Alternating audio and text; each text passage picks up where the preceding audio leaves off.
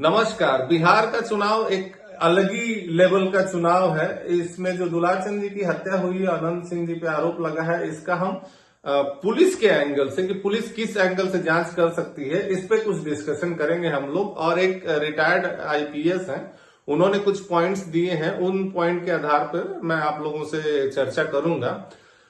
बिहार चुनाव का तो मतलब अल्टीमेट ही चुनाव है। यूपी में भी और स्टेट के चुनाव में भी लोग ऊट पटांग बयानबाजी करते हैं, लेकिन ये तो मतलब बिल्कुल ही अल्टीमेट है।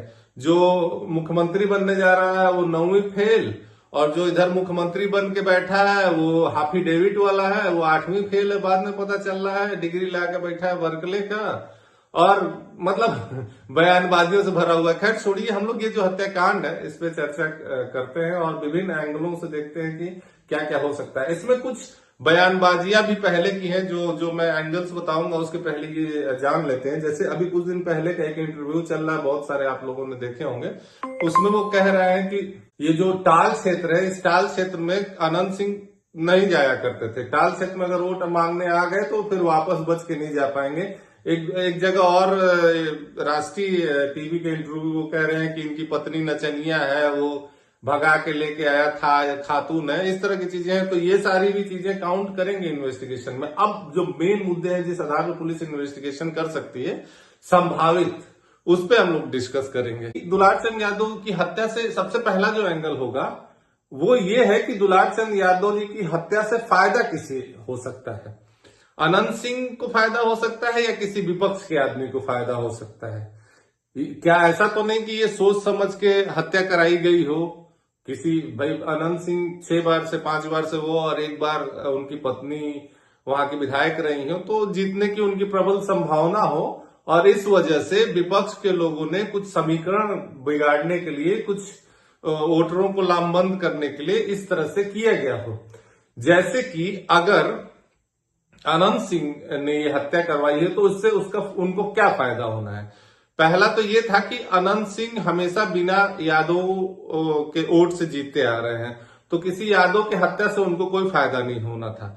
जबकि जो जन स्वराज के कैंडिडेट थे पीयूष जी के पक्ष में ये सारे लोग, दुलारचंद जी और सारे लोग लगे हुए थे, और बड़ा एक यादव मतदाता पीयूष जी की तरफ जा रहा था। तो ये पूरी प्रबल संभावना, या इस तरह से एक एंगल ये भी जांच की है कि ये हो सकता है कि हो ना हो, किसी ऐसे आदमी ने कराया हो, किसी ऐसे आदमी का हाथ हो जो ये चाहता हो कि ये कुछ ऐसा हो जिससे यादव वोट लामबंद होकर आरजेडी को पड़े। एक पहला एंगल। एक एंगल ये भी निकल के आ रहा है कि उनके पैर में गोली मारी गई थी और उसके बाद उनके ऊपर गाड़ी चढ़ा दी गई।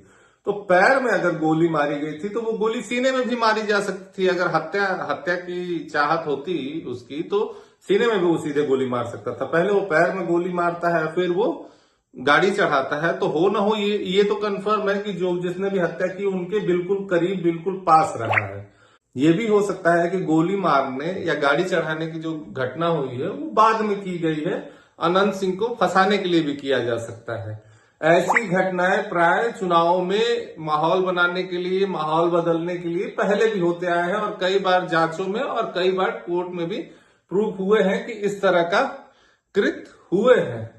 तो अगर वो बाद में किया गया है तो वो गाड़ी में थे और गाड़ी थी पीयूष जी की, तो हो इस एंगल से भी पुलिस जांच कर सकती है। कहीं ऐसा तो नहीं कि किसी विशेष लाभ के लिए या किसी चीज के लिए बाद में उनकी हत्या कर दी गई हो। सच के साथ सबसे बड़ी दिक्कत ये होती है कि उसके ऊपर इतने झूठ के आवरण चढ़ा दिए जाते हैं कि सच बाहर आने में बहुत समय लगाता है, या कई बार बाहर नहीं आ पाता है। जैसे कि इसमें भेड़ चाल चल रही है, जैसे कोई कुछ कह रहा है, कोई कुछ कह रहा है। जैसा आप लोगों ने वीडियो में देखा होगा, एक ही जगह पे पीयूष किसी और पे दोष मार रहे हैं और उनके बगल में खड़े जो आदमी है वो उनको डांट रहे हैं और कुछ और दोष मार रहे हैं। ये सब सारी चीजें भी उस एंगल में रखा जाता है। भतीजा कभी कुछ और बोल रहा है, चाचा कभी कुछ और बोल रहा है।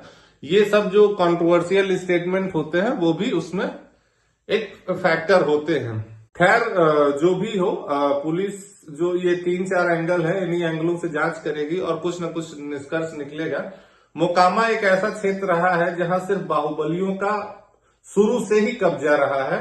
इसमें चाहे वो अनंत सिंह हो, चाहे विपक्ष के सूर्यभान सिंह की पत्नी लड़ रही है वो हो, या ये जन स्वराज के हो, वो सारे लोग कहीं ना कहीं किसी न किसी रूप में, किसी पे 36 केस है, किसी पे 136 केस है, किसी पे 100 केस है। कोई दूध का धुला नहीं है। जो वहां दूध का धुला है उसके ऊपर भी 20-30 केस है ही है। तो ये अजीबो गरीब है कि इस तरह की राष्ट्रीय पार्टियां ऐसे लोगों इनको बढ़ावा देती हैं और नहीं देना चाहिए।